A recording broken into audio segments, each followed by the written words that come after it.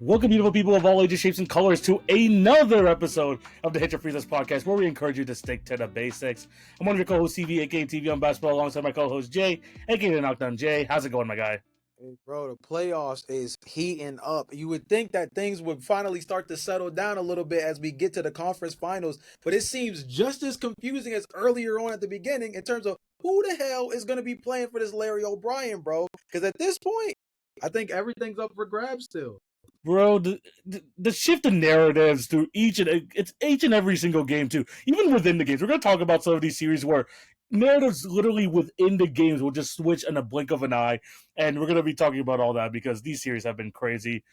For good or for bad. There's been a few blowouts for sure, but we're gonna talk about all of that in this episode. We're gonna talk some more WNBA. There's some teams that me and Jay we both have a bit of concerns about in the early on season, so we're gonna be talking about those teams.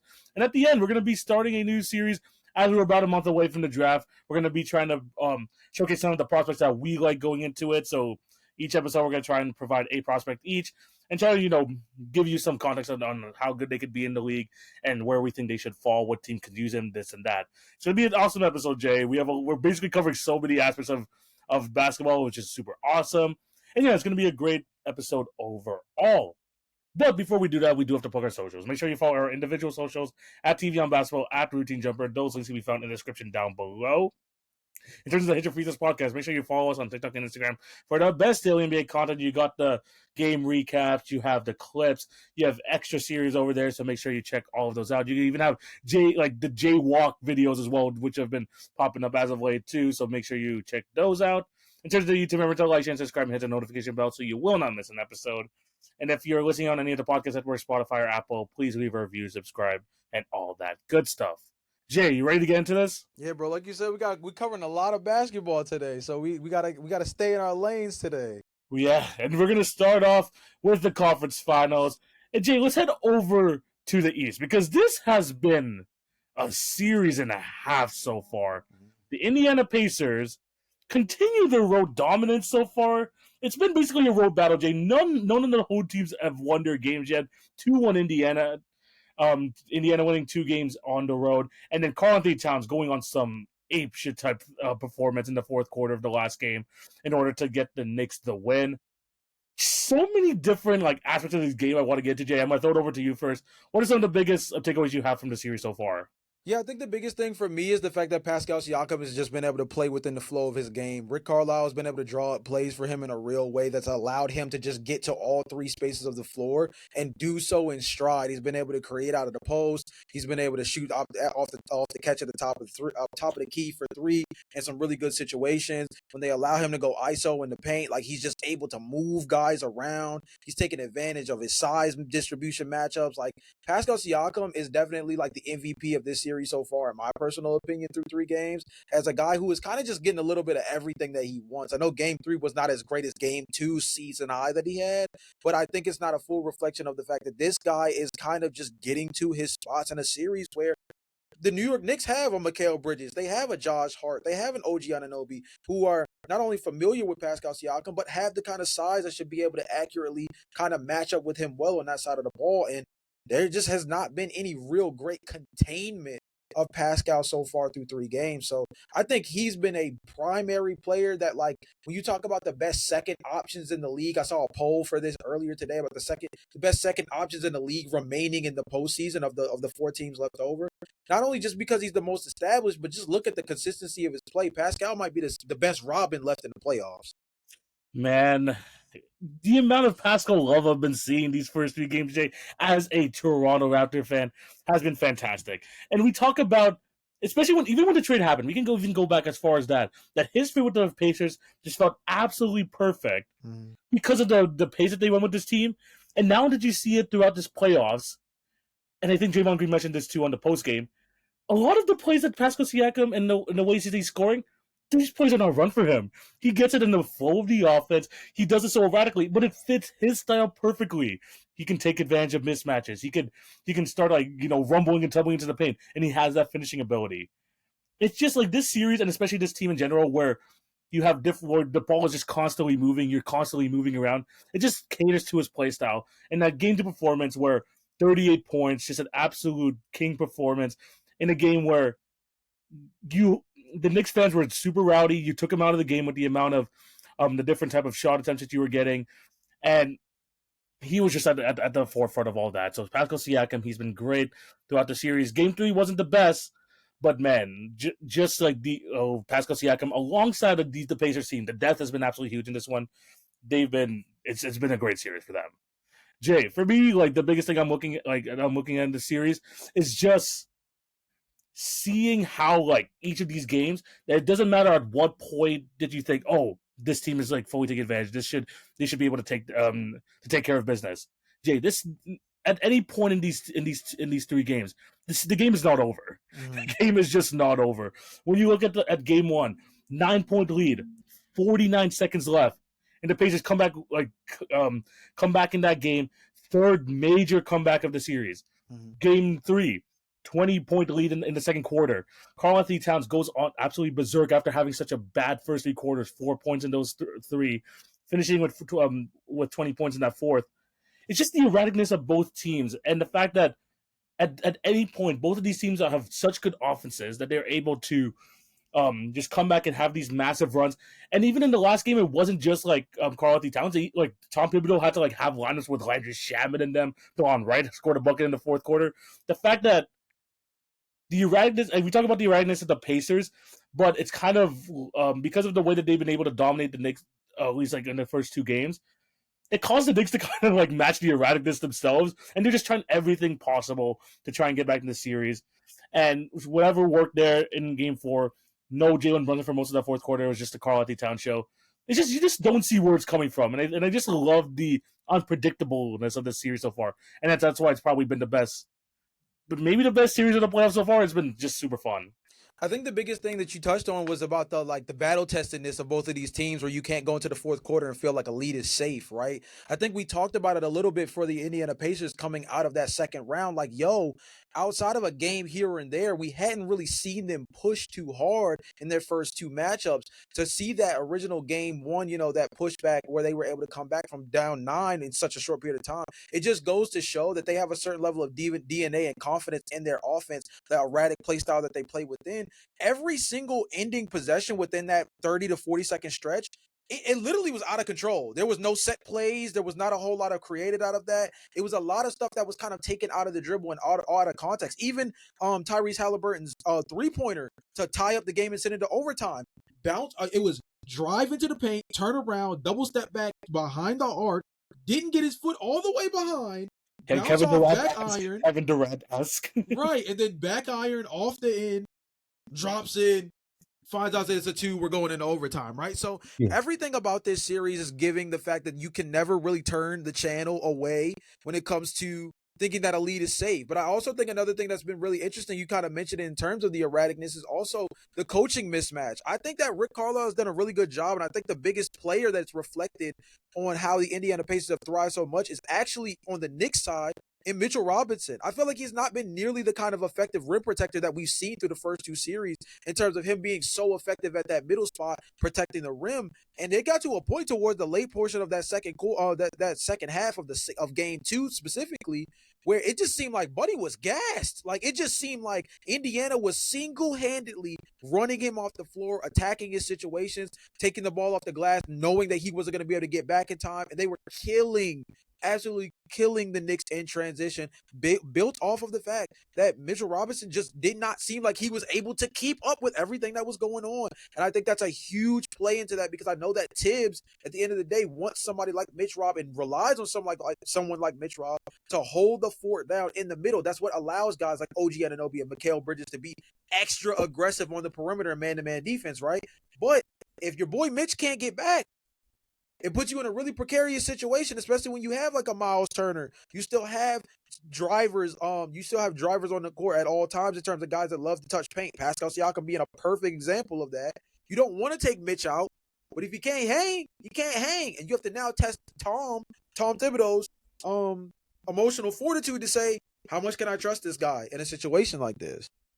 Man, I mean, the whole Mitchell Robinson situation has been so interesting this series, because it got to the point where in game 2, like it felt like he would got, like, I think he ended up with more minutes than Karl-Anthony Towns did in that one, right? I think so. And then like they had to make that change in game 3 where they add him to the starting lineup, move Josh Hart to the bench. I think that he has been great defensively, in my opinion. And the thing is, like with Mitchell Robinson, is that, like you said, being able to bang down there, and this is like my concern with the Pacers going into the series. The aggressiveness of their front court guys, not in terms of them being able to being aggressive, getting into the paint, but just having those big body centers that before the season they kind of had. I mean, like Isaiah Jackson was, remember, injured right before in like the first game of the regular season. James Wiseman was part of the team at some point, a big body center, and both those guys went down with season-ending injuries. And what I liked about with what Rick Carlisle did is that even though this guy hasn't played much minutes, he just was able just to hold down the fort for the time he was on the court. Gee, your boy from the Bulls from the past, Tony Bradley, made an appearance in this matchup.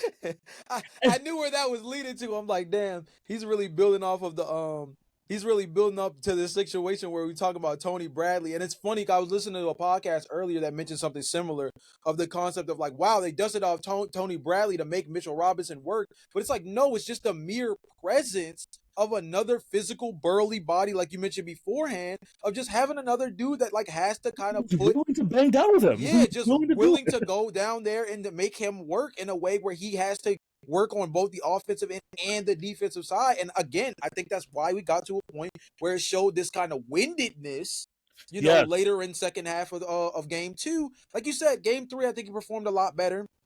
And that the front court change itself with moving Josh Hart to the bench also had its own impact. But I mean, we also saw they were down pretty bad to kick the game off as well. Yeah. So it has its ebbs and flows, which goes back to the coaching situation. So I think that this is going to be a series where, again, until somebody officially steals a game, the series is not set yet, right? So that's whoever wins the game at home wins the series. At this point, that's kind of what it's shaking out to be. This series is very different from the Oklahoma City Thunder versus Timberwolves series we're going to get to a little bit later on in terms of where my loyalties are, in terms of like what I chose prior to the series starting versus to where I am now. I am very fearful for the Knicks and sticking to my pick in a way where I am a little bit more worried about sticking to my pick, just based off of the fact that I don't necessarily know if the Knicks have pitched their fastball just yet, to put it frankly. And the question of that is, that could be a good thing or a bad thing. That could be, since they haven't thrown their fastball yet, there's something that we could be waiting on that could be that big time performance that switches the series around for the Knicks. We've already seen it in the past 2 series where they've had a game where things just click and it changes the whole dynamic of the series for them. I believe that was I want to say that was either game 4 or game 5 of, no. I think it was game 4 of the Celtics series. I felt like was the turnaround. Game 5, they came out kind of negative. Game 6, they came out whooped on. So, I mean, there was that. But, I don't know. I'm not sure. I'm sticking with the Knicks, but I'm moving very cautiously with this one. I'm not going to lie. Yeah, no, and this is going to bring me to the whole depth conversation I want to have about this series as well. Okay. Because, I mean, I can mention with the Tony Bradley thing. This is what I like about what Rick Carlisle at least uses his depth for. And this is what I think Tibbs kind of started to like lean into game 3, which gives me a little bit of hope for the Knicks to still come back in the series. And it's the fact that having depth doesn't mean that you're still going to be able to win those minutes, right? Obviously, right. It's the bench pieces. You're not going to be able, especially if you're facing a Knicks team and you're facing their starters for like majority of the game, the bench is going to lose some minutes. Yeah. But having the bench there to just be able to hold their ground is something that's just as important as them being able to like, extend leads. There's very few benches in the league that could do that. The Pacers have shown they could do that, but for the most part, Rick Carlisle is fine with, if we're in the same position the next time we get our starters back in, then we're okay with keeping Tony Bradley in there for the 8 minutes. We're okay with giving TJ McConnell like near 20 minutes like in these games.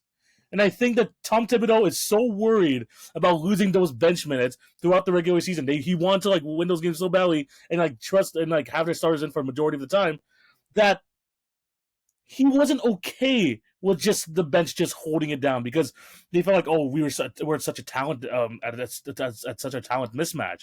But then in the last game, adding again, I told you about DeLon Wright, I told you about Landry Shamet, who had a big three in the fourth quarter in that game. Shout out to Landry Shamet, but they were just able to go in and just hold down the fort until the guys came back. And sometimes that's all you have to ask for if you're a coach. Thibodeau, we're not asking you to put these guys in, expect like 6-man of the year type of performances. We just need them to hold down the fort until the guys get back and are ready to and are rested up.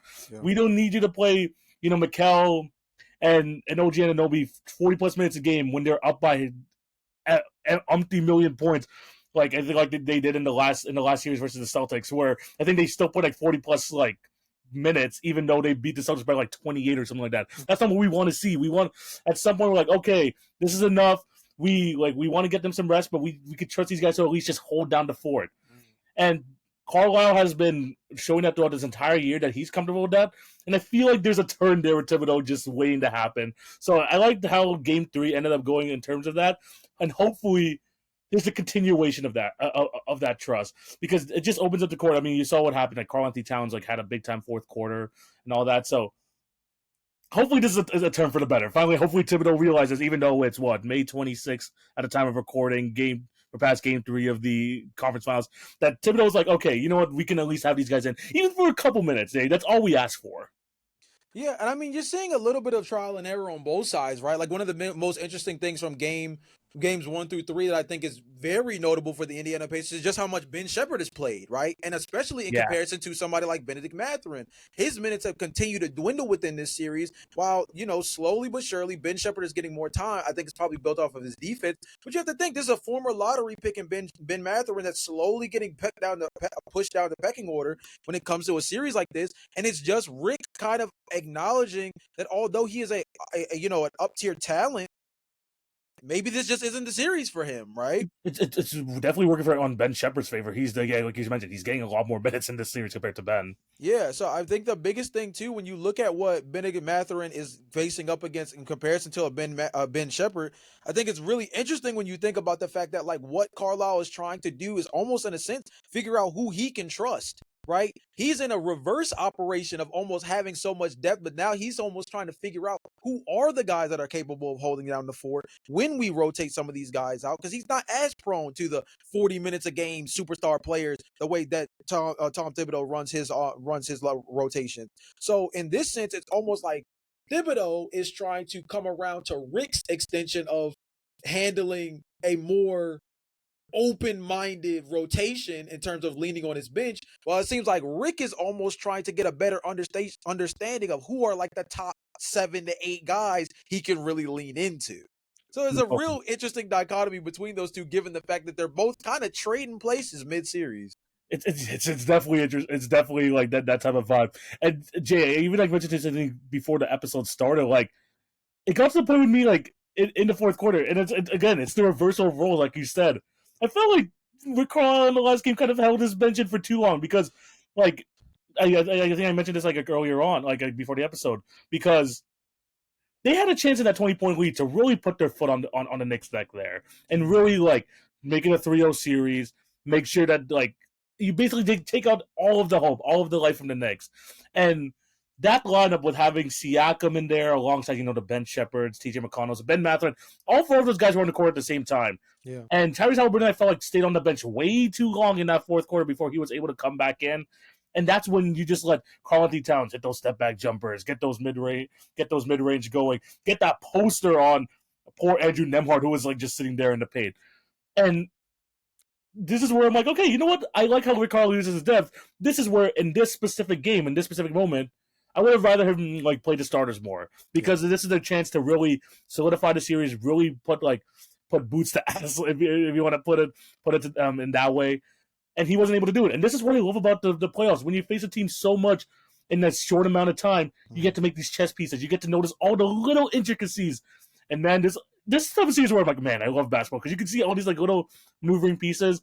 And in this sort of game where Thibodeau was like reaching into this bench, I felt like Carlisle should have done what Thibodeau usually does and like reel his bench in a little bit. So, oh man, it's just some of the stuff I just love about the playoffs and just like these little chess piece maneuvers.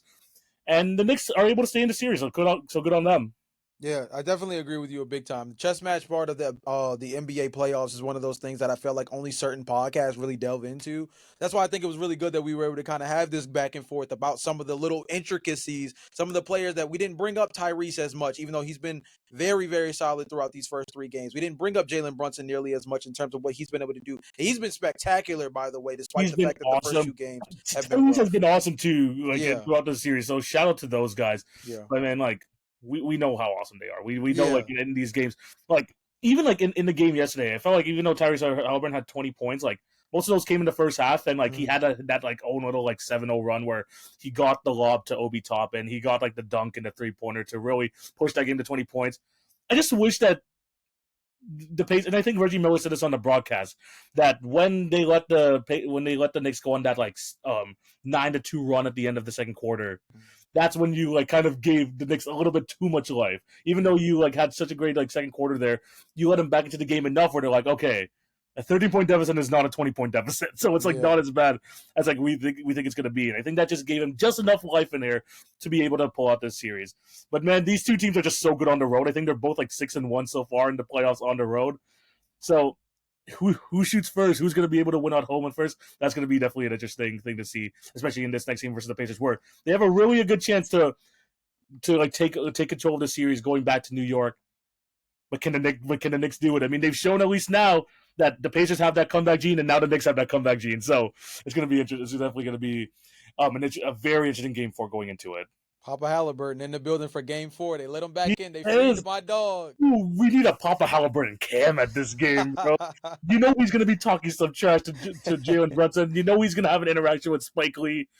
Just throw Timothy. Put him beside Timothy Chalamet. That's all we wanted Oh, man. see. I think they're going to give him his own suite, but they need to let my dog rock for at least a quarter. They gotta let my dog free for at least a quarter. But at least he's back in the building. We'll see if that has any impact on how the Indiana Pacers come out swinging. Man, I mean, like, hopefully that's the case.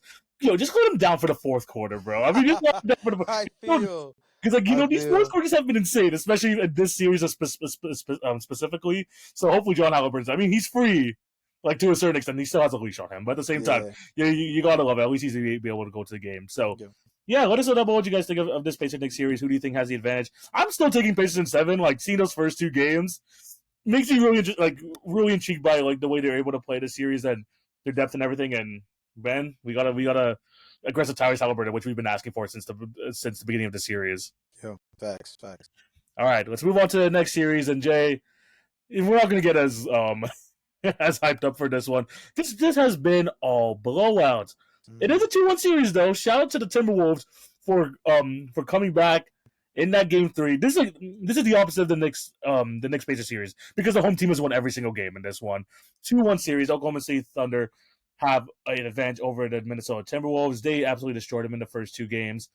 And then the Timberwolves continue to do their thing. They get a 23-pointer game. Jay, what a shocker. We've seen this multiple times in the playoffs now. Now we've seen like multiple 20-point three-pointer games, and they just absolutely just blow the Thunder out the water. In terms of this series, what are some of the things that you looked out for? I mean, obviously the ability of Shai Gilgeous-Alexander to get to the line was going to be huge. Obviously, we saw a lot of aggressive defense through the first 3 games. Jaden McDaniels clearly was very frustrated with having to guard up against Shai, and it was one of those things where you saw a lot of switching, and there was a lot of zone in the first couple of games. And I think that we understood, for those who really paid attention to the first 2 games in particular, they were running zone because of the fact that they saw that the Denver Nuggets were able to be very successful in their series against them with that. That's what it was all built off of. Because if you watch the Minnesota Timberwolves throughout the entirety of the regular season, you never once looked at them and say, oh yeah, that's a great zone team, or oh yeah, they're a team that seems like they have a ton of switchability when it comes to the perspective of playing gaps. They don't play gaps. They play man-to-man, and they're very damn good at it because they have the kind of physical bodies to be able to do so. Jaden McDaniels, Anthony Edwards, Dante. Dante. Like you go down the list and you have guys who are very physical on the perimeter that are able to operate, and it kind of works within a way where it's like you're going to have to beat me, but guess what? If you beat me, there's another guy behind on the rotation, and then if you so happen to get around him, you have to meet Rudy at the rim. Now Rudy, specifically when you talk about playing that zone, he was in a drop where it seemed like it was almost calculated. TV, I watched about 3 to 4 Shai Gilgeous-Alexander drive possessions in a row, and it looked like it was almost like this was, I believe, game 2 was where I watched these possessions from, and it almost seemed like every time that Rudy would step up from the drop coverage, it seemed like he was coming from and entering the same space every single time as part of this drop coverage. And it almost seemed like one of those things where through the first 2 games, the Thunder were just telegraphing it. It's like, all right, Rudy's going to stay back here. He's going to rotate this way. He's going to come to this spot. He's going to halt here because if he stops at this location, he's trying to come not too far up to allow to round about to get to the rim. But on the backdrop of that, because you're now not allowing me to get to the rim, I'm getting the floater over top of you. Now Isaiah Hartenstein's killing you with that mid-range jumpers. Mid-range jumper to death with Jalen Williams in game 2, along with Shai Gilgeous-Alexander, right? So now you're seeing this almost routine run of like, okay, we're just going to get to the 15 mark hash and we're just going to catch Rudy lacking. He's going to put his hands up, but he's never going to have enough. We're always going to have more space. He's never going to have enough traction to truly get. He never seemed to fully commit to a contest because it seemed like he was trying to protect the rim so hard as part of this drop that he was kind of like taking himself out of the defense in a way and turning himself into kind of the chair at the end of a cone drill, right? So yeah, he was giving them the thing about like that coverage, and I'm glad you brought it up because they changed that in game 3. And that was a big for sure. They changed that in game 3 for sure because bro, like we talked about going into the series. The Thunder have not been a good 3-point shooting team, and this is what confused me about these first 2 games. That you're allowing the Thunder to get the shots that they are comfortable with. Yes. Shai Gilgeous-Alexander, one of the best mid-range players in the entire game. Jalen Williams, I feel like there was a stretch where he hit like 3 straight. Like they have the same exact shot. There you go. Right. And I was just frustrated at the fact like, why is there no like at least one person taking an extra step in? Because you got to remember, there's not that like where Rudy is standing in the mid-range in the spot that they're hitting it, which is like, I mean, shout out to Chris Paul. He was on game 1 too, but felt like very Chris Paul like range sort of shots where it's like it's not even like a long mid range jumper. It's like in that weird in between area, the elbow, the free throw line, those type of mid range jumpers, and they just had that open every single time in these first 2 games. Yes, they were open. I'm like, we got to make some sort of change, and that's what the change in game 3 was, and that's how like, and like this gets me to my point where it's like. Rudy Gobert is one of the best defenders in the league. Obviously, it's the rim protection that gets him, but he's not horrible on the perimeter. He's not like, I mean, it's not like the Luka Doncic situation where you bring him out to the 3-point line and you do that little dance with him. No, we're just asking Rudy to just take an extra step in to make Shai Gilgeous-Alexander make a choice. Yes, and the choice that he made, and this is what was huge in Game 3, is okay? You know what? The Thunder did this, and this is why the zone was working so much for them. Jalen Williams was forced to take some threes. Chet Holmgren was forced to make some threes. The only Thunder in round 2 that was even like remotely successful at shooting threes was Alex Caruso, and I think we talked about that during like when we talked about going into Game 7. But here in this last game, you just force these guys into taking shots that they don't want to take, because in the first 2 games it was all the Thunder saying we're gonna get to the rim, we're gonna get these lobs, because even when Rudy stepped up a bit, it just left the back door open for Chet to get a lob and all that stuff. So you're just playing into OKC's hands, and now you're, as the defense of the Minnesota Timberwolves, you're forcing them to shoot threes. This is what I was like begging for the Timberwolves to do, like when we did a season series preview of this series, is that, you know what, these guys didn't shoot great from 3 in the second round. Let's test it out. Let's see if they're going to be able to hit these open threes. Because at the same time, I mean, like, as much as how mighty this Thunder team is, how good they are from top to bottom, they don't really have that knockdown 3-point shooter. Maybe Isaiah Joe, but he hasn't been like hitting his shots like crazy this playoffs as well. And if Alex Caruso is your best shooter on the court, I'm liking those chances rather than having SGA just hit every single mid-range jumper known to man in the exact same spot, and same thing with Jalen Williams. So you just got to play the percentages, and I think the Timberwolves finally leaned into that. It also helps that their offense was just generating 3 after 3. Man, when I saw And like when I saw like near the end of this game when Leonard Miller came onto the court and hit his wonky ass jumper for three, I'm like, oh, this is like you just know that the Timberwolves were just like absolutely killing this game. But Right.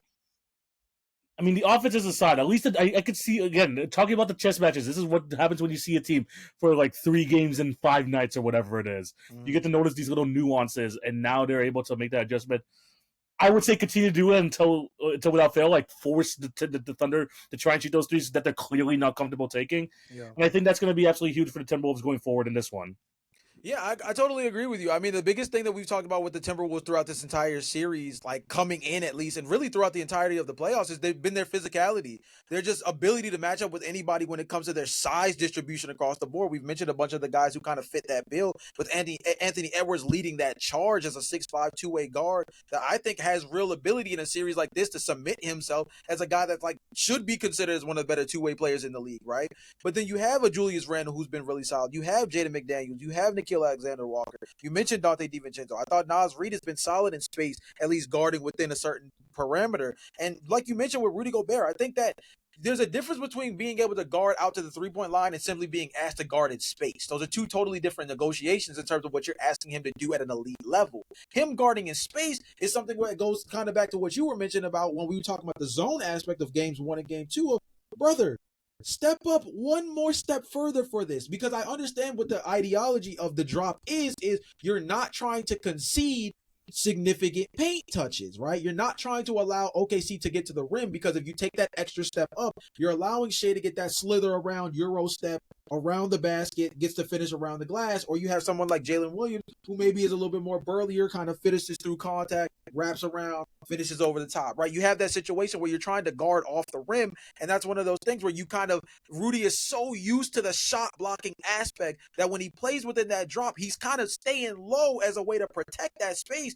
But in that situation, because he has nobody in front of him to hold on, and there's nobody directly holding the hip of anyone, you're getting these like you mentioned before, and these Chris Paul like leaner jumpers within 15 feet. And it's like, hey, with this group, you will get shot to death. Like, you will get shot to death letting this happen. So it's almost one of those situations where when you go into game 3, you switch back to man, I think part of the most important thing from that game 3 to me is realizing, TV, do you remember our conversation? This is going to kind of match this up together. Do you remember the conversation that me and you had about Anthony Edwards? I believe it was actually in the first round of the playoffs, and we were talking about Anthony Edwards settling for threes, and we were mentioning that Anthony Edwards is just significantly more dangerous, and this team in general, when it comes to Minnesota, when they just drive the basketball, right, play towards the paint, and when they lead the game in points in the paint, they're just like a team that you just do not want problems with, right? Yeah. I think it's a very similar aspect when you talk about the way they play defense, leaning on their man-to-man defense. This team is just a completely different animal when they play man-to-man. That is their philosophy. That is what they've built this roster around. And I think switching to drop was them almost getting away from themselves and playing the analytical game. And they haven't done that all year. So it was almost like they changed their philosophy to what they say the paper says works versus what we know works for them. Because just because zone worked for the Nuggets against OKC doesn't mean that your personnel plays well up to being able to play zone to sustain OKC. Them reverting back to playing man says, we know who we are. Let's play Timberwolves basketball. And look what the result was. They sit there and they win by 42 points. You see what I'm saying? No, 100%. And the thing is, the Nuggets had to play it because they have deficiency on the defensive end. They had to hide Michael Porter Jr. They had to hide Jamal Murray in certain points of the game. Exactly. You have Jaden McDaniels, Dante DiVincenzo. Even if they're out of position, they're long as heck, they're fast as heck. Right. They can recover. Trust the guys, man. Trust the guys. Personnel. For real. They built this team so perfectly in terms of getting like a team that is like compared to the Utah Jazz with Rudy Gobert, they had no perimeter defense. Facts. So like when you're able to enter the paint, like Rudy Gobert is the only one there because you're able to like get by the first line. If you get by the first line and you have to make a decision like your Shai Alexander in Game 3, Jaden McDaniels' long ass arms is gonna be like in some sort of path. You're gonna have Julius Randle like covering some sort of space. Like this is a long team. This is a team like that. you built to play man to man, like you mentioned. Facts. So you lean on that.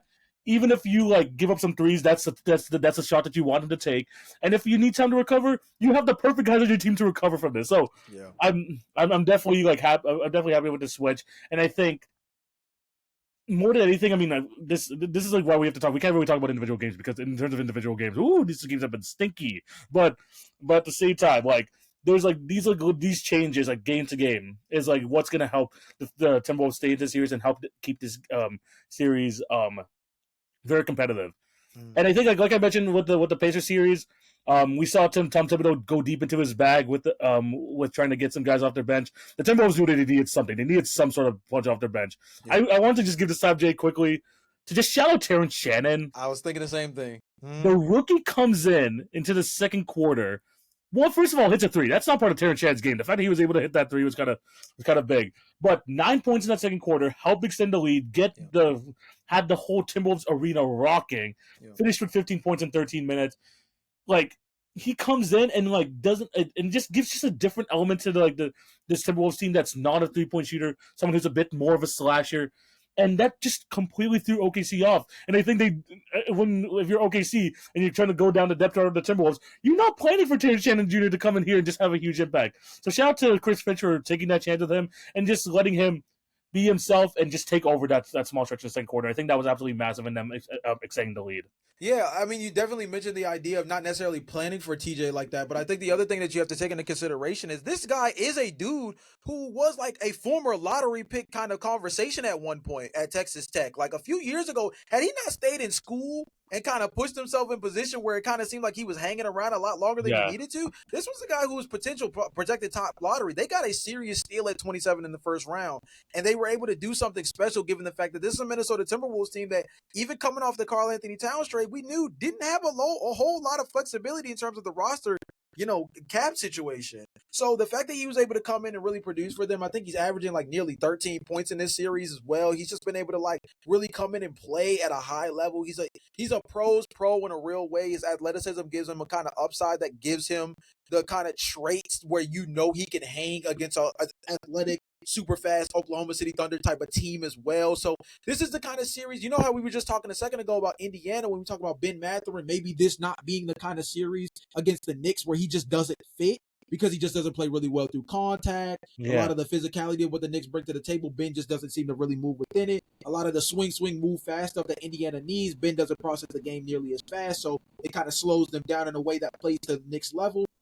It's a lot of things that took Ben off the floor, and why in game 3, he actually was, despite the loss, he was reduced to less than 10 minutes in that game. I think Terrence Shannon is actually in a different situation where I think he kind of comes into a series like this one where his athleticism, his physicality, his ability to kind of guard in multiple different spots, it actually has given him a real opportunity to step into the series and be effective in a real way as a guy who they just need as another punch of athleticism on the perimeter and just another dude that forces guys like Chet, forces guys like Isaiah Hartenstein to have to guard that paint just a little closer, just a little tighter, right? So it's just a lot of those little nuances that I think is super important when you think about these kind of series, because it's like you mentioned beforehand, if we're going game by game, I can't tell you anything special. I can't. Because no game itself is really spoken. Now, I will say game 2 was, and this will be my biggest takeaway for why I'm still sticking with the Oklahoma City Thunder to win this series, is game 2 was a great indication that when Jalen Williams, Shai Gilgeous-Alexander, and Chet Holmgren are all firing on all cylinders, ain't nobody fucking with the Thunder. Yes. Period, point blank. I think that's and that's the only way I know how to place it, is that if those three dudes are really clicking and we're getting 20 points a game or 20 points per dude performances, like you're not winning that game if you're getting a minimum 60 combined from those three guys. Like it's just not finna happen. You know what I'm saying? So that gives me the indication that when those guys click in a certain type of way, like ain't nobody messing with them. It don't matter what type of gear you kick it. But I think on the flip side of that, Minnesota regaining their identity and not waiting, not doing the Ty Lue thing of going down 3-1 before you discover that, hey, yo, maybe this ain't working. Yeah. I think that's huge for Minnesota in terms of flipping the momentum around as well. And I think if they can get another game at the crib, hey, it's a series. It's 100%. I mean, it's the urgency of it being a conference finals too, and this is what I like about these coaches, that they're not afraid to be throwing stuff at the wall and seeing what works.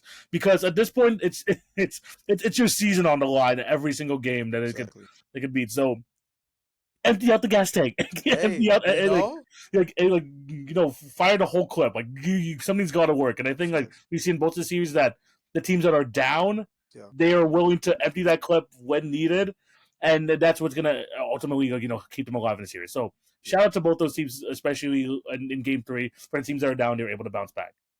Jay, before we move on to the next one, I'll be hard pressed not to ask, and I know this is a conversation from Game 1 and stuff like that. Okay.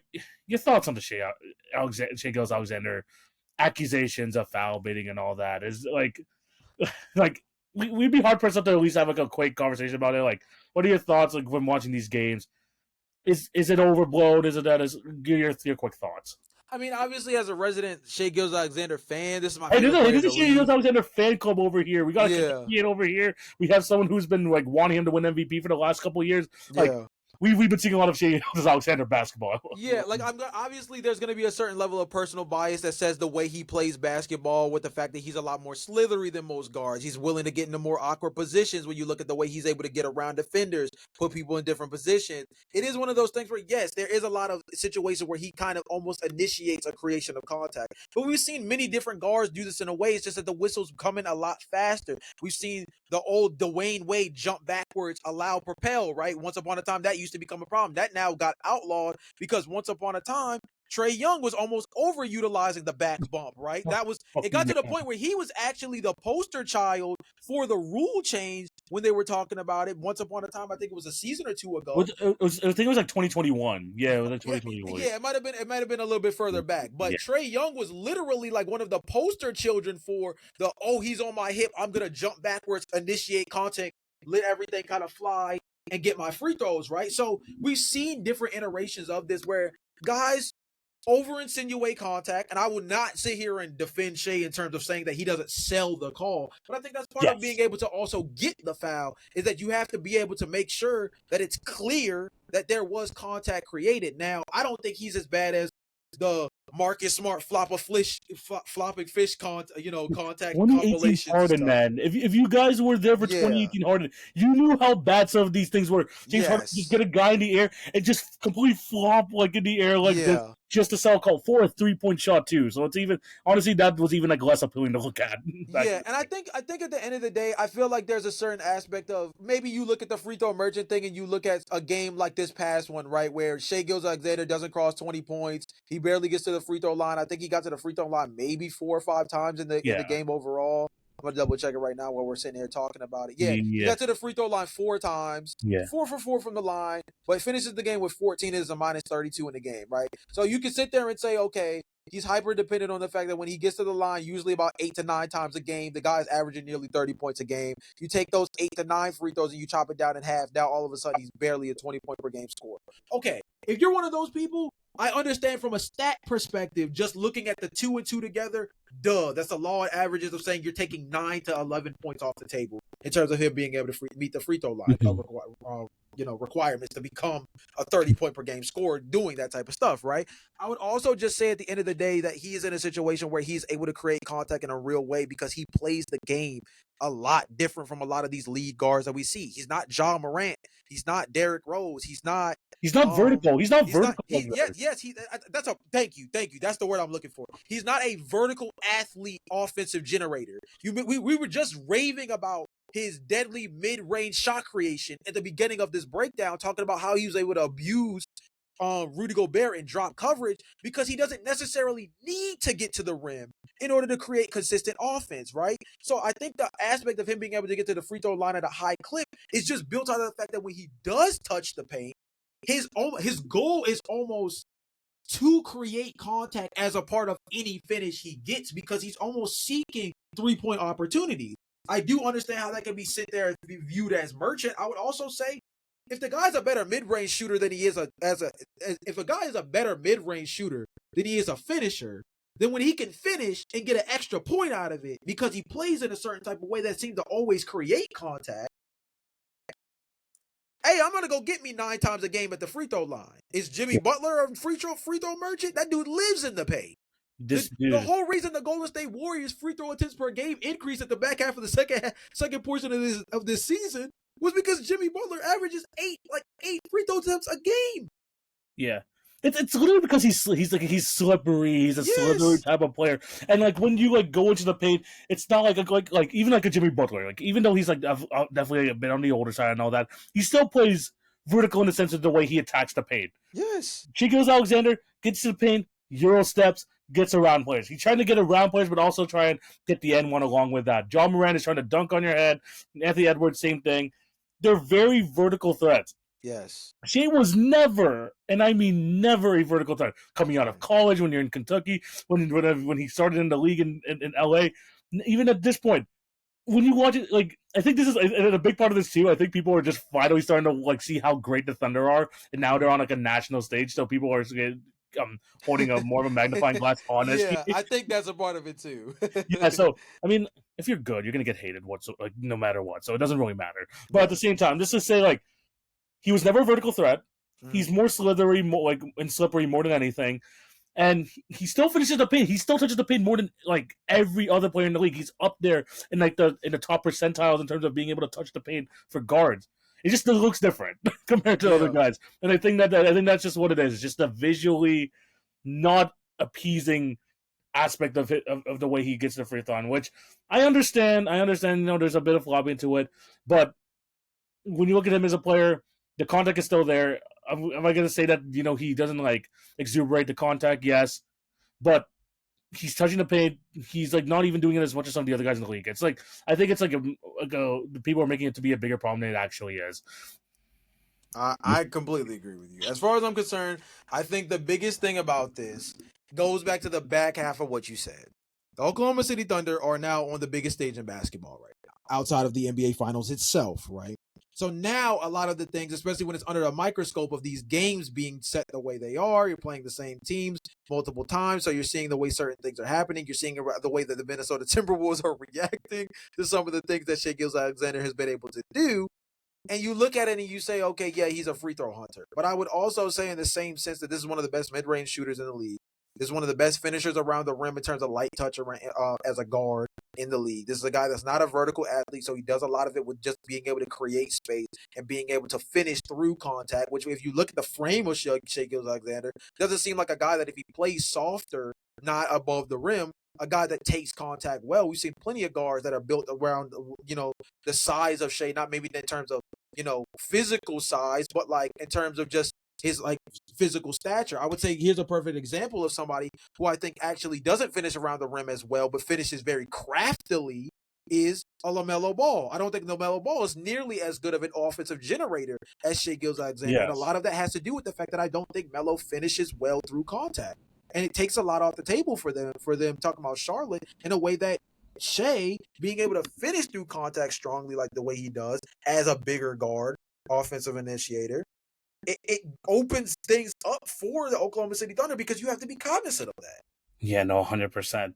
Yeah, I just wanted to bring that up just because that's of course been a big point of contention over here in the Yeah, series, yeah. and I think that's basically the only. And you have to talk about this stuff because again, the games have not been super entertaining. So there's like different storylines that people want to attack. So yeah, I just wanted to get that out there. Let us know what you guys think. The whole Shai Gilgeous-Alexander thing, the series in general. Who do you guys think is going to come up on top? We want to hear your thoughts down below. Jay, switching gears where we talked about the NBA playoffs, it's time to go into WNBA mode. Yeah. And Jay, there are some teams here in the early parts of the season. I think we're like 3 or 4 games in for a lot of these teams. Mm-hmm. Maybe 5 for a few. Maybe 5 for a few. Yes, and there's some teams early on the season that I specifically want to talk about because they've either not reached expectations or some teams have just been historically bad. And I want to start off with the historically bad team so far, Jay. Mm-hmm. Hate to do this, we gotta talk about the Chicago Sky. Yeah, It's yeah. it's looking rough right now. Jay, there is. I'm gonna point out some stats from this team so far this year, and they're 0-3 so far, by the way. But this is what we got so far. They are last in the league in terms of points per game. They're at 70. They play the highest pace, but they also are near the bottom in terms of 3-point percentage at 28% from 3. They have the most rebounds in the league. Obviously, I mean, there's a lot of misses. There's a lot of chances to get it back, especially when you have Cardoso and Angel Reese inside. You're going to get a bunch of rebounds nonetheless. The assists are near the bottom of the league. The assist percentage is in the very bottom of the league. True shooting is at the very, very bottom. And they're also the worst offensive rated team and the worst defensive rated team in the league. Jay, it's not just been bad. It's historically bad. And I think you had a stat that you told me that's like absolutely ridiculous from like before the episode we even started. Yeah, actually, I was gonna dabble in that as well. One other thing to throw salt on the wound. I mean, in terms of point differential this year, they are at a minus 24.3. The next worst team is the Connecticut Sun at minus 15.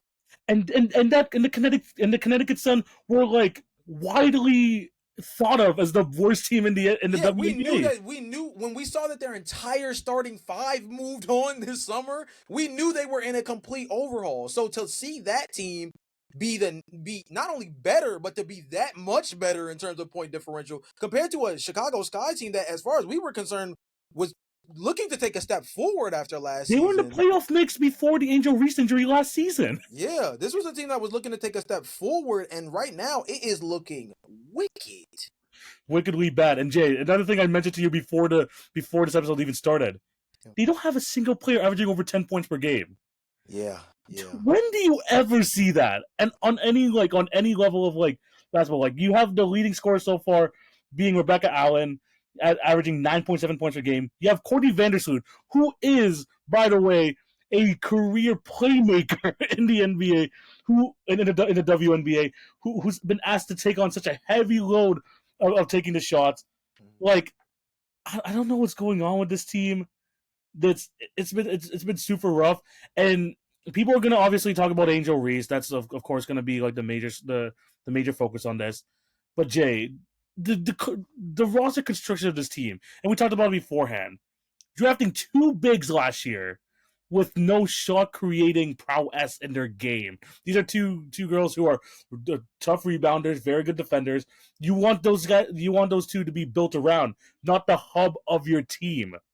So like the lack of guard play, I feel like bad roster construction, and I'm going to go into something else a bit later after I give you a turn to speak here. But it's looking real rough for the Chicago Sky right now. Yeah, man. I mean, this is a team that's just in a really hard position. I mean, you mentioned it beforehand when you were talking about just some of the real things that stand out about the roster construction. But I think it was really important for you to touch on the Courtney Vandersloot aspect of just not just her shot distribution in terms of what she's being asked to do, coming off of a New York Liberty team where basically she just had to orchestrate off the bench and make sure that she was just getting the ball where it needed to go. But I think most importantly, we talked about this off camera, but she's averaging the least amount of assists in her entire career, dating back to her first stint with the Chicago Sky. As a rookie, she averaged 3.7. So far through this league year, through I believe 4 to 5 games, she's averaging 3.3.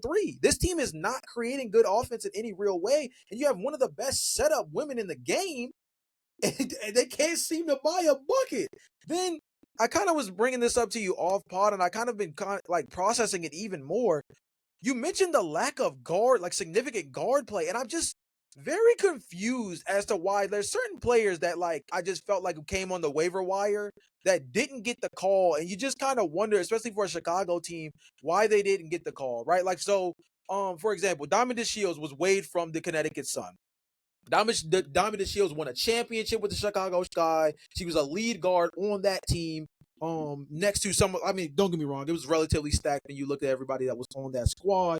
But this is a player who had won a championship just a few seasons ago, has been a lead guard for a team before, averaged double digits in the league on multiple occasions, familiar with the organization, obviously. Give her a call, bro. Give her a call. Same thing goes for Deja Kelly. I'm very biased towards my UNC players, and obviously I know she ended her career playing for Oregon, but I'm very biased towards my UNC players. But Deja Kelly, one of the lasting moments we saw of her before she was waived by the Las Vegas Aces was hitting a freaking game winner in the preseason. I'm not saying that means she's an offensive generator, but look back at the tape at Oregon. Look back at the tape at UNC. She's a player who thrives well on ball by making good decisions in the mid-range, being able to operate and create for herself. Now, she's not a great passer, but I will say she's very good at creating space for herself and being able to create jump shots off the bounce. You now have two guards I just named off the whim, off the waiver wire, dog. Yeah.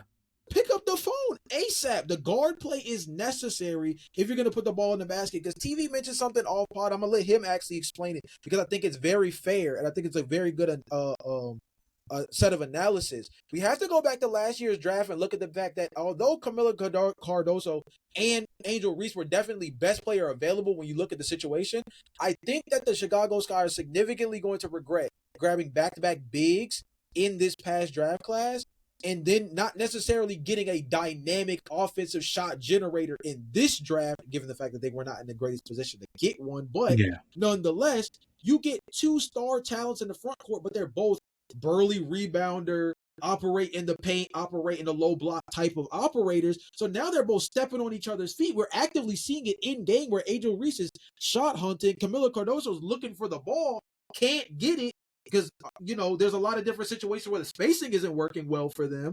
And Angel Reese is kind of, putting herself in a position where, as a player that's not an elite passer, isn't creating opportunities for those around her, right? You have 2 front court players you can't really play through in terms of operating on the perimeter. These are not 2 front court players that operate like Asia Wilson, Nafisa Collier, where they can take you off the dribble, Brianna Stewart, where they can take you off the dribble and operate in the mid-range, like in that real elite way, right? So, TV, to take it a step further, I think you said all pod, I think it was a great point. This team might not even have a go-to scorer for real.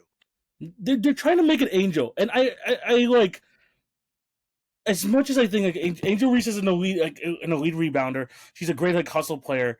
You can't run the offense through her. She's like shooting like 20-something% from the field, and as much as you can talk about the noise, you can talk about her like not looking right, especially ever since Unrivaled, but the way that this guy have put her in this position, where it feels like there's like maybe a point of contention where she feels like she has to prove herself to the rest of the fans, to the rest of the league.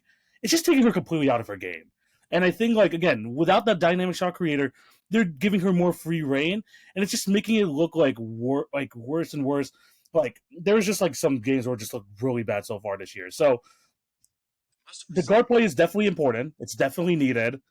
And I told you even before the pod, I was like, do they have to even maybe dust off Haley Van Lith and give her even more minutes? She has at least that connection to Angel Reese from the time at LSU.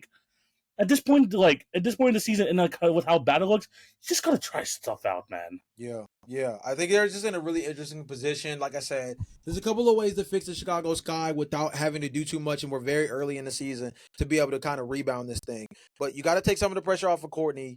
That's number one. Take pressure off of Angel too, man. She's a distributor. Yes. I think if there's 3 steps that you have to do in order to turn the Chicago Sky, this is the 3 things you can do tomorrow that can flip your position in terms of being able to improve this team overnight. You have to take the pressure off of Courtney Vandersloot and make her the true PG. Put her in the position that we saw with Chris Paul with the San Antonio Spurs just this past season, of being a player that comes in, can hit the mid-range at a good clip, but you're not asking him to do more than just simply initiate the offense in a way that puts players in the right position, right? Good entry passes, pointing players into the right position, being able to be a good cutter off the back end, right? Those type of things. Take the pressure off of Angel Reese in terms of having to initiate offense. That's one of those things where I think some of the entry passes, give her a low post action where she can just make a quick move, put herself in a position that we know she's one of the better offensive rebounders in the league. So we already know if she misses, she's one of those players that's going to crash the glass and create other opportunities. And then pick up the phone, man. Deja Kelly, and I think that Diamond DeShields as well, as a player that's familiar with their organization, won a championship. Whether you give those 2 a call, you add instant offense from the guard position in 2 phone calls, just like that. You put yourself in a real good position where now all of a sudden you have an off-the-bench scorer in Deja Kelly. You can start Diamond DeShields right next to Courtney Vandersloot. You still have the situation with the front court push where it is. And yes, you probably still need one more front court player that can actually operate off the dribble. I don't know who's necessarily available just off the whim for that situation, but now you have at least a little bit more balance in terms of your distribution, especially because, coming off the bench, you have Deja Kelly, who's an elite level scorer from the college ranks, and Haley Van Lith, who's a do-it-all point guard despite her size, that can really create, not just for herself, but plays well within a system. We've seen her play in 3 different systems, whether it was her time at she succeeded in all of LSU, or TCU, and she's operated well in all of them. She knows how to play next to elite bigs. She played next to Angel Reese. She also played next to Sidonia Prince at TCU, who, despite her draft eligibility situation with everything that happened off the court, her actual productivity within college basketball, she was the number 1 player on that team. And Haley Van Lith played as a very solid complement to that. So we know what she's capable of. There's your overnight fix right there. And I'm not saying that it's going to make them a top 5 team overnight, but you're not going to be the worst team in the league the way you shouldn't be, where you're sitting behind the Connecticut Sun, who are in a complete rebuild, and then behind a Golden State Valkyries team that's kind of just trying to figure things out right now in year one. 100%. And you're gonna need to make this turnaround quick, because before we move on to the next team, Jay, they traded a pick swap to the Minnesota Lynx. You mentioned that, and I mean, look, we joked about it. We joked about it on the pod that it would be they're in a really tough position because I mean, with that pick swap being the way it is, like don't give Minnesota like Lauren Betts or something like that. Like, don't do it, bro. Because I'm already like a closet Minnesota Lynx fan. Like, I'm a Washington Mystics fan by heart because that's my local team. That's the squad that's nearby. Any team that is in the near area, at least I have a near and dear affinity for. But my secondary team, in terms of just like a team that I've followed a lot for the last year and a half, has been Minnesota. And it's because they came into the year last year where people had them projected as middle of the pack, 6th in the entire league, just barely probably making it to the playoffs. Nafisa Collier, absolute demon offensively, absolute demon defensively, ended up winning DPOY. And they just were a very, very solid team that played above expectations. You drop Lauren Betts into a team that was a game away from winning a championship and then might have a strong backup season now, brother. We might be looking at the Aces all over again, dog. Like, it might be that quick. So I think Chicago, just for their own sake, might want to fake get themselves together before they mess around and build a dynasty they didn't even mean to do. Yeah. We don't. This could very well be the freaking Brooklyn Nets, the Boston Celtics situation. Yeah. That's a wow. Yeah, wow. That's a good one too, where it's just like, dang, they already got the pieces in play. You look at the situation for what they got going on, and you're like, geez, you got one bad season from a team that just you thought was at least going to be a little mixy, and you just gifted them a top. Lauren Betts probably could have went number 2, number 3 easily in this past draft class, and in this upcoming draft class, probably ranked number 1 coming out of the gate. Hey man, there's a lot of implications here. So Chicago, basically what we're trying to say, Chicago guy, you have to get it together. You need to get things together. Facts. Maybe not to a lesser extent though with this next team. Yeah. A team that many just consider to be a title contender every single year. Yeah. You get that type of respect when you have the best player in the league in A'ja Wilson. But Jay, the Las Vegas Aces so far, they're 2-2, so they're 2-2. They haven't looked bad. Yeah. But there's definitely some concerns with the team. Yeah. One, the assist production has not been the best. They were like top 5 last year. They're in the bottom 2 this year. You have A'ja Wilson not having a great season, but not that MVP level season that we saw from a year ago. And after coming off this 20-point loss to the Seattle Storm, where it felt like just the effort on a play-to-play basis just wasn't there. The amount of fast break points I saw in that game were absolutely crazy. I think they got outscored like 26-10 in the fast break against the Seattle Storm. Like, the effort isn't there. I know they're still trying to include Jewel Lloyd in this system. Shout out to her. She had like a big game, I think, in game 3 of the season. But the Aces, obviously the talent's still there. Obviously they got the best player in the league. But Jay, your thoughts on this team so far, even though like they haven't looked like that top contender that people expect them to be every single year? Yeah, man. I mean, I think the biggest thing is obviously integrating a player like Jewel Lloyd is not something you can just do overnight, right? And then we were talking about this off pod, and I thought it was like a really interesting conversation because you look at the situation for Jewel, right? And I think that the main thing that was so interesting was that she even got to a good situation. Because when you look at what they had going for them in that situation with the trade exchange, it's not too many times that a player puts in a trade request and you don't have to give up like a snacky, a really snappy package, right? Like, it's not, usually you get the short end of the stick because of the fact that your player typically tries to dictate where they go next. We see this in the NBA all the time. Instead, you had a star for star exchange with Kelsey Plum, and it put you in a real good situation. Obviously, it was a 3-teamer because Kelsey ended up a ton of sparks. But nonetheless, you put yourself in a position where you get another star player, but integrating a star player like this one in Jewel Lloyd, who's used to being a number 1 option. Yes, you played next to Agumake last season and different things like that. But it's one of those things where you kind of like ask yourself, like, yo, how many games do you think is it gonna take to integrate her in? I mean, right now, A'ja Wilson is leading this team in everything. Like, everything. She got the Ooh. Jokic screenshot right now, fellas. Like if you pull up Las Vegas Aces 2025 stats, it says Asia Wilson, points leader, 28.8 points per game. Rebounds, 10.8, leads the team. 4 assists, leads the team. 2 steals, leads the team. 2.2 blocks, leads the team. If you want to go deeper than that, bro, I mean, she's obviously one of the better teams in terms of one of the better players in terms of finishing, in terms of shot percentage this year as well, in terms for a team. Like, she's basically Jokic for the Nuggets right now, bro. She's Jokic, And this is not even like a peak year for Asia as well. Like she's right? going to do this, and this is not even like the efficient sort of season that we had last year, where she was like the the unanimous MVP. Yeah. So I think they're in a really weird position where they're just trying to integrate Jewel in. I think part of it is just understanding that she is a shot first point guard. I think the other part of it is just that this team has like been so built off continuity, and it's funny that we use the Nuggets as like a measuring stick point, right? Because I think a very similar narrative could be said about the Aces of this team that every single year starts the year off where you say they got the best player in the world, they have a very solid starting five, and They you have ask star yourself, talent coming. They have star talent coming out the wazoo, bro. yeah, like you look at their Yeah. team, you say they have a very you say they have the best player in the world, they have a very solid starting five, an elite level coach. They're put in a position where you know whenever they go on a starting five, they're probably gonna have one of the best overall rotations in the league. But every single year, you pluck an apple off the tree, and you just have to ask yourself, like, yo, how many times can you keep recovering from knocking players off of this roster that once upon a time built like this real dynastic run where they were damn near on a three-peat, right? Right. So you have to put yourself in that position of wondering, like, is this where we're getting close to that, like the straw that broke the camel's back? We're seeing it with the Nuggets now, where they're going to go into another offseason where they potentially have to look at a Michael Porter Jr. or Jamal Murray, like we discussed last podcast, where they might have to potentially look at them and make another move. So you see every single year that team with the best player in the world, yes, it's a great narrative at the beginning of the season, but as you continue to pluck their supporting cast off in terms of the continuity that built them into this juggernaut, I mean, how many times can you get away with that, dog? I mean, 2 of their better players from a few seasons ago play for the Sparks now. Yeah. Just a few seasons later. Just Yeah. that quick, my dude. And I mean, you got to ask yourself, like, yo, shout out to my boy Marcus, big Aces fan, but like, yo, guys, I'm praying this is just a slow start. I think this happened last year as well, where things were a little rocky in the beginning and they started to really pick things up towards the back half of the season. I believe it was last year.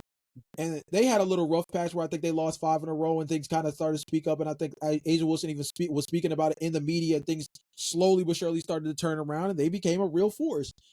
Is this just another case of one of those? Yeah, we'll have to see. You gotta hope so. You gotta hope so at this point. I mean, it just feels like this team that just felt like they were like world beaters, like, and like defeating teams to like every means possible. Mhm. It's now turned into a your turn, my turn type of like star driven team.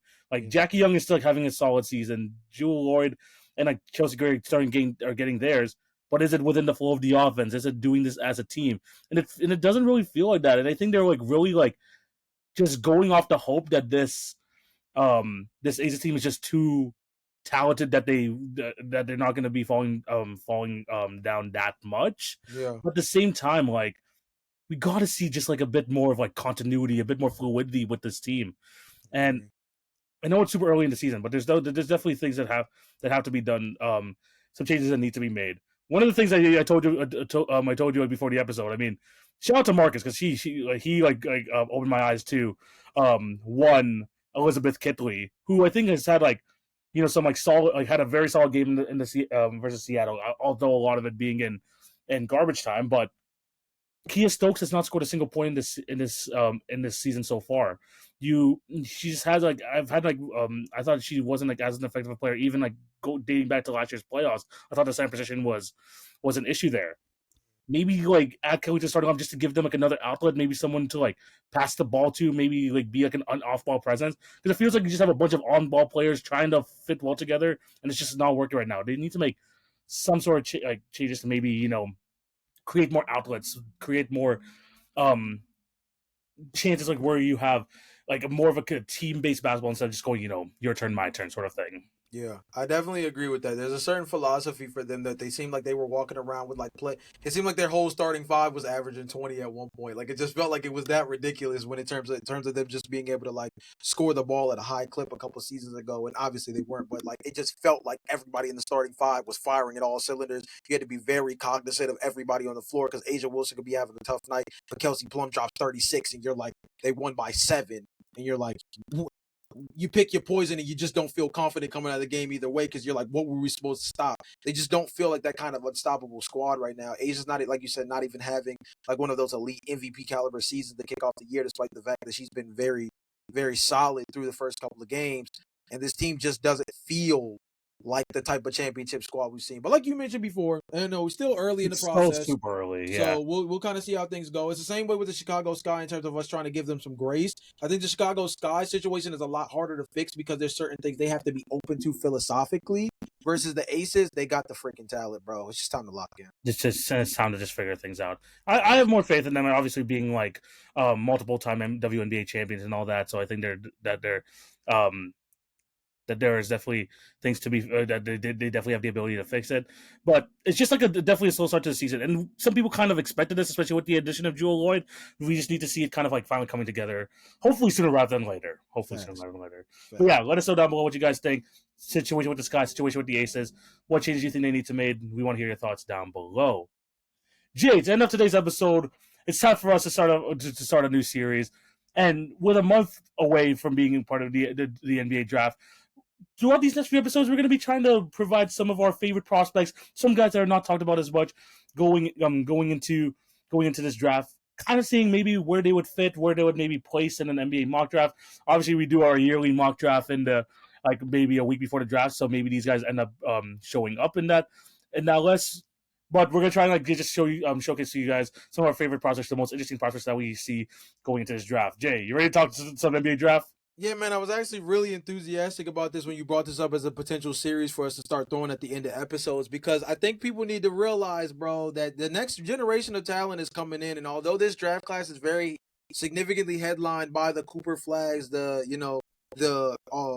Harpers of the world and the Ace Baileys, right? Like when you go down the list, there's some nice talent at the top, bro, but it's always some solid guys that get taken in the 20s and early 30s that end up becoming rotation players on your favorite team, get real minutes, and they become, household names for certain squads. 100%. And we're going to be giving us, again, each with all the episodes leading up to the draft, we're going to give each of us are going to give you one prospect each to end off today's episode. Jay, I'm going to throw it over to you. Who is the guy that you want to speak on today in terms of the prospect that you're interested in? Yeah, so my prospect that I wanted to talk about today is Maxime Reynaud out of Stanford. And he's a player that actually came onto my radar. First time I really saw him play was in the Pac-12 tournament against California. Those guys, because they were playing against Stojakovic's son, I believe. Yes, yeah. In that game. And it just felt like a very complete game across the board. I was doing some digging into him, and a lot of the comps are related to like a little bit more athletic version of like what Brooke Lopez has become in Milwaukee as a shot blocking 3-point shooter. A lot of shades of like Brooke Lopez / like Miles Turner in terms of just having a high IQ as a passer. Improved every single year at Stanford. Ended up becoming a 20-point per game scorer this past year. A guy who just gets it done on the glass, is able to rim defend at a really high level. Plays very well fluent with the ball. Like he's almost like a lead. I like the Brooke Lopez comp, but I almost view him as like a lesser athletic version of like everything we saw in the flashes of Porzingis in New York. Interesting. It's kind of more of the like aspect that I think is like an upside for him. And as a big man that I think has the ability to pass the ball at a high level, knows how to operate out of the post in a real way, not as like a physical body, but I think it's a guy who could just like really have real touch on the elbow. He's a dude that can stretch the floor, pass, handle the rock, initiate offense. I think this is a dude like at the low end is like a higher ceiling version of Kelly Olynyk, and on the high end is like an improved version of everything we've seen with a guy like Brooke Lopez in Milwaukee. So I think that's a real stretch big at 7'1" that just can give you a lot with his IQ and a lot with his ability to stretch the floor and make decisions. Hey man, with the way the league is going, and you need smart players in the center position, maybe like operating in the middle of the floor. That type of guy could definitely be interesting to a couple teams. Like where's his like draft style looking at right now? So I think from everything I've seen so far, he's slotted in like the mid seconds. So he's a Okay. dude that I kind of like. Like I said, the reason why he flew onto my radar, is because I love to give bigs a lot of credit because a lot of people love guard play when it comes to the It's more draft useful prospect stuff, than just especially like when you that start there. talking Yeah, about the for sure. combine and everything, right? So my favorability is always towards the big positions, forwards and big men.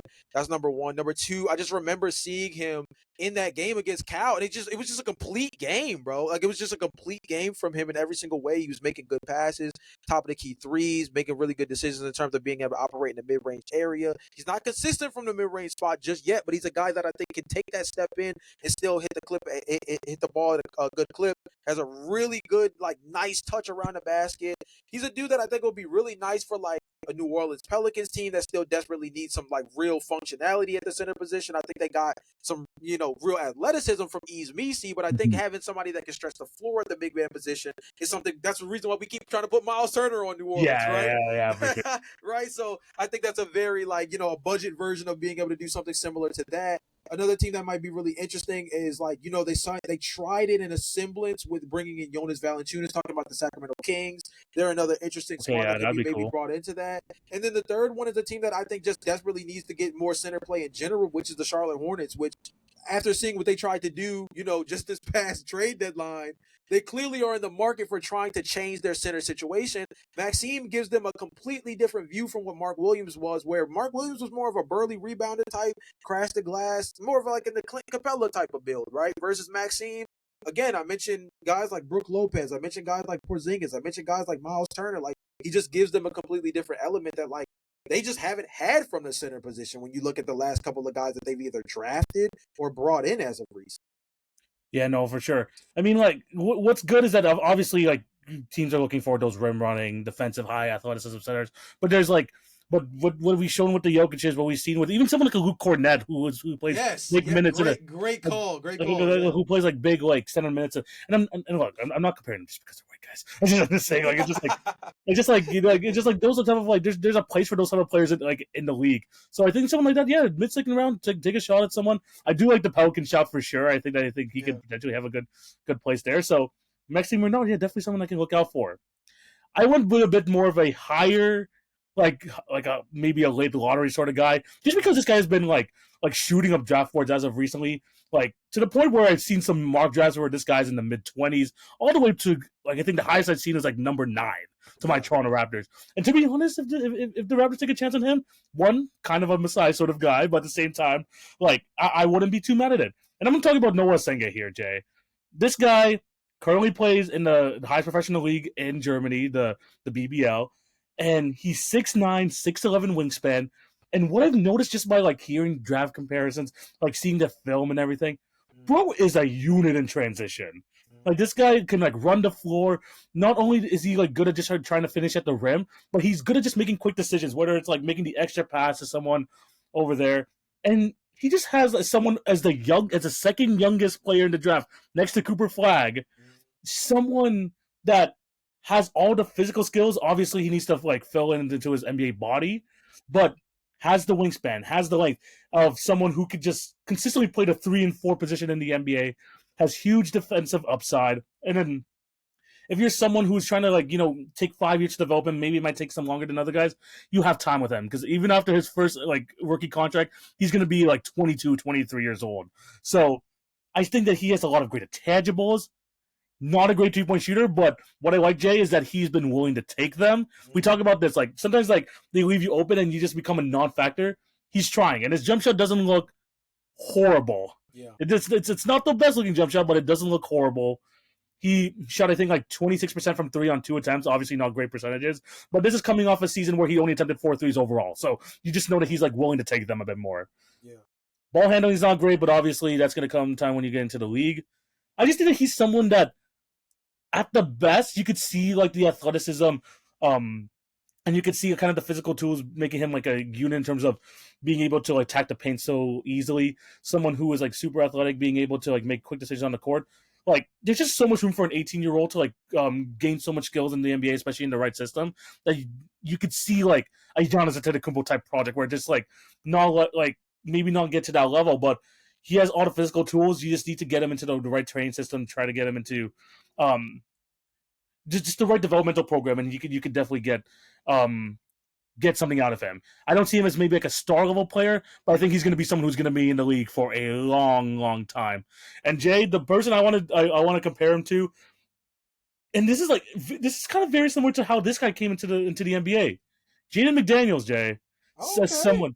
Jaden McDaniels, someone who is not the best 3-point shot, had all the physical intangibles, not the most heaviest guy in the league or the biggest guy in the league, but had crazy length. You see how great he is as a defender in the NBA today.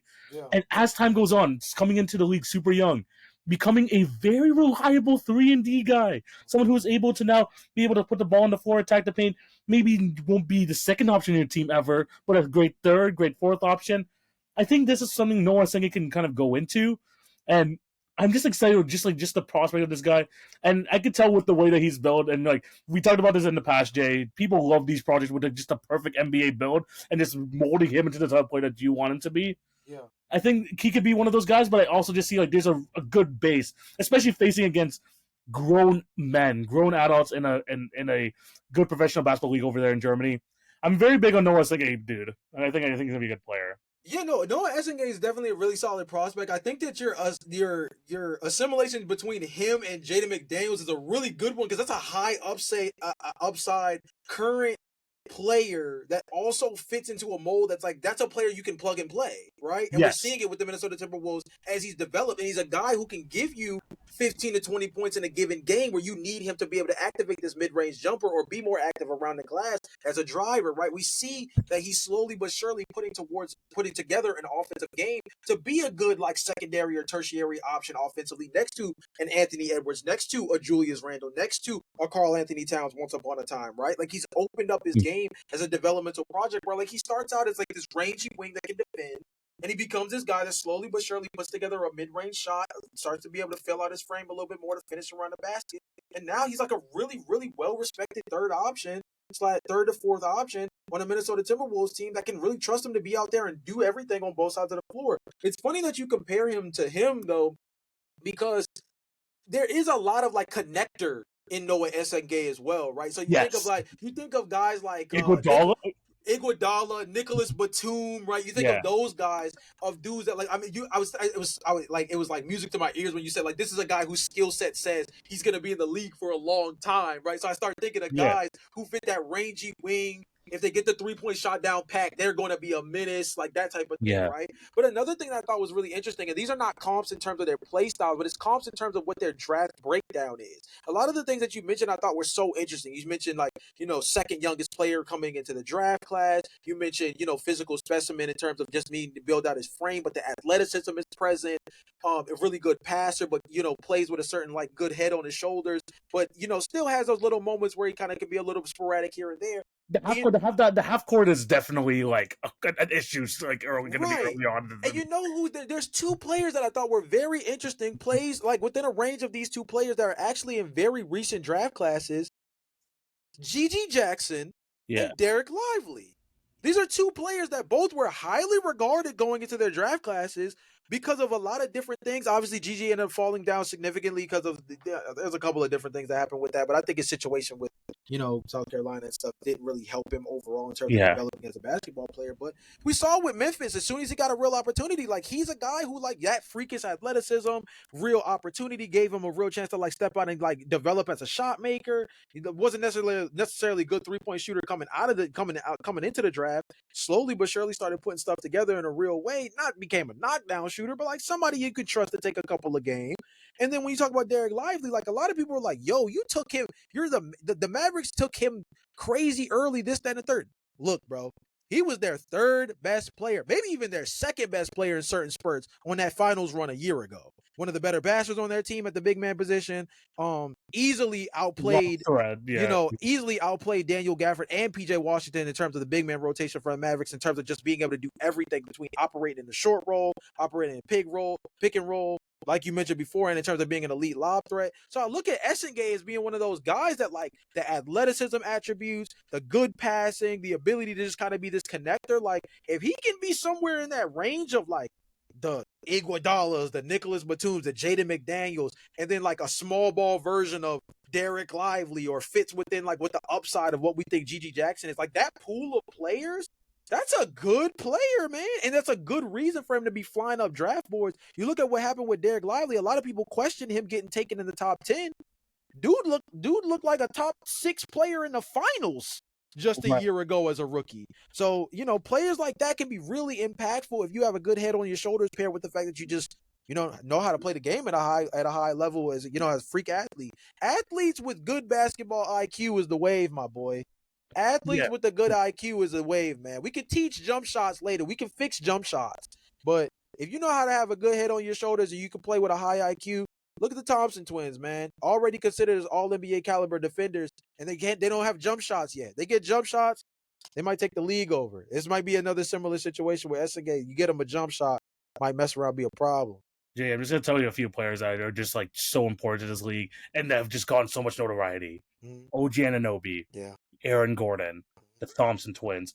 These type of guys, these type of play styles get you money. Wow, You get Aaron you- Gordon's a great name, by the way, for that as well. Gordon, A yes. guy who slowly developed a jump shot, kind of put some more offensive repertoire into his game, besides just being considered as a dunker, Mhm. and has now really played himself into being like, what, the third most important player on a team that won a championship just a few seasons ago? And he Like, was the second best player on the team this past postseason. yeah, that's These a roles are great super name. important. This is super important. And I Yeah. think there's like some teams that can really like take a chance on someone like him. One of them, I mentioned it earlier, my Toronto Raptors. I feel there's a lot of guys that want to have the ball in their hands, want to take the shots, especially now, including Brandon Ingram. We have RJ Barrett, Emmanuel Quickly, Scotty, all those guys. If he could just go and do the other stuff and like try and develop in that elite level without having a huge impact on the game while not touching the ball, I think that's just going to be good for the Raptors long term as like that, like you mentioned, the connector piece. Yeah. Like we have already like enough of offensive weapons. We have enough guys wanting to shoot the basketball. If he can shoot when he can, if he can provide that good defensive, good work rate going up and down the floor, we'd love that. Yeah. Another team I think that would be really great for him, the Houston Rockets. Oh, The Houston. God. Another one. As if that defense wasn't already a problem. Yeah. Goodness And gracious. I'm kind of projecting here in the offseason because I do think they're going to make a trade for some sort of star, which means maybe Cam Whitmore's on this team anymore. Maybe Tari Eason is. So you're going to need some guy to kind of like grow into that with the rookie contract and everything, kind of grow into the team. I think Noah Essingay could be not a bad shout at the number 10th overall pick. And gee, I mean, this team just traded away DeAndre Hunter, so I don't think so. Maybe someone like Noah Essingay could be good for the Atlanta Hawks. Maybe some like, I mean, if he could develop into the defender that we think that he could be, him and Dyson Daniels on that perimeter is going to be nasty work. Yeah, man. Pairing the fact that Jalen Johnson will be coming back healthy next season, and now all of a sudden you got a front court that's like OD. You still got Onyeka Okongwu for some I was going time to say, as if you have a well? Onyeka too, you trade away Clint Jeez. Capella, you got a pretty nice young core over there in Yeah. Atlanta. So like these type of teams who don't really need someone to go in here and just like put the ball on the court, maybe like demand so much shot opportunities, who could just like fill in his role and be an elite player in his role. Yeah. I think could be huge, and I think Noah Essingay could be that, and he could do that for a lot of teams. I think I like what you mentioned earlier. He could be just a perfect like pick and play guy and put him into any system. Hopefully, that's what he like turns into. But I'm very high on this dude. Yeah, I like Noah Essingay as well. I'm glad that you brought him up as a guy who's flying up draft boards. Athleticism does a lot for you, but I think his passing acumen, the fact that we know the shot is something that can come around at some point is going to be something interesting. But just the mere fact that he's a guy who can finish around the basket, a dude who plays above the rim, like those type of guys, when you, again, the high athleticism IQ High guys. motor Man, too. but dude, that's actually it's funny that we're talking about the draft slowly but surely, kind of building up towards when the actual picks are selected. The word motor has been used so much more over the last couple of seasons when it comes to drafting players, right? And it's scary that an intangible like that has become so much more important in the league because you would hope guys are highly motivated and different things of that nature, right? But I think the idea of being a high motor player is now almost like one of the most slept on intangibles of drafting that there is, because there are talented dudes that get taken that just are not high effort, high energy guys.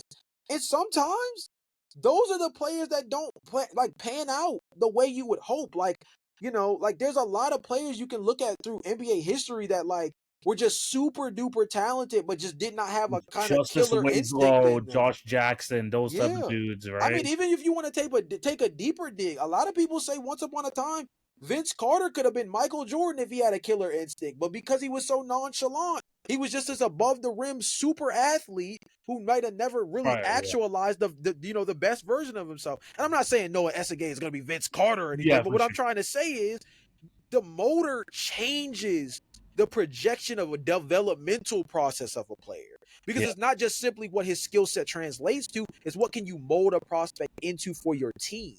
Motor also allows you to know that this is going to be a highly engaged individual that is going to build their game Yeah. towards not only what's going to make them better, but what's going to fit best for their team's success. So the fact that he fits that box, he is a hyper athlete, and he can, and he has a good head on his shoulders in terms of basketball IQ. That's a player that's going to stick. 100%. I'm excited to see where he ends up going in the draft. He actually might be in that top 14 when we end up doing our mock draft. So be on the lookout for that. Noah Essegay, make sure you look out for him when it comes to NBA draft time. But yeah, let us know what you guys think down below. Maxime Renaud for Jay. Make sure you check him out. Maybe he becomes a late first round pick as well. Who knows where he ends up going? And of course, my guy Noah Essegay. Be on the lookout for him. Jay, another end of a fantastic episode. Thank you guys for watching. We talked the NBA playoffs. We talked WNBA, NBA draft. You're going to get it all here on the Hit Your Free Throws podcast. What do you have to tell these beautiful people before we sign out? TV, come on, man. We got to clap it up for ourselves for this episode, man. Yeah. We got to our analytical Duffy this episode. Yeah. Gave you a little bit of everything on this one, and we're trying to, expand out as much as you can. If this episode isn't a great representation, just keep tuning in, man. We're trying to be as versatile as humanly possible in terms of covering the game from all angles, whether it's covering the NBA playoffs, covering the start of the WNBA season, getting into our draft analysis. Like, these are the type of things where, you're not going to get this from a lot of podcasts. A lot of podcasts are very niche down, and there's not too many podcasts covering the WNBA right now. We trying to represent for the many that are turned into the few that are actually, representing a league that is slowly but surely really growing into one of the, bigger conglomerates in women's sports, right? So yeah, man, solid episode as usual. Obviously, guys, keep tuning in as we continue to try to diversify the content as much as possible. The closer we get to the NBA Finals, the more evergreen content will come out. Your top 10s, your trade scenario conversations. Obviously, breaking down free agency is when things are going to get really exciting as well. So expect on the lookout for those. When it comes to the WNBA, unfortunately, Caitlin Clark might be out for about 2 weeks, but that isn't going to stop the fact that we got some really solid play through the first couple of weeks. And I think we still got some really solid play coming up. My girl Satu Sabali is looking like a top 5 MVP candidate right now. Only a couple games in, but I'm just saying, she's looked great. Yeah, life as a basketball fan is good, man. Life as a basketball fan is good. It's better when you hit subscribe. 100%. Be sure to be on the lookout for some more basketball content going forward. We're going to be back next week for another episode. This was definitely a good one. So I hope you guys really enjoyed it. And we're going to be back next week with another great episode for you, talking about basically like more of this stuff. Of course, we're going to bring you guys another prospect, more WNBA talk. Hopefully, Jay, by next point, maybe talking NBA Finals already? At this point next week, who knows?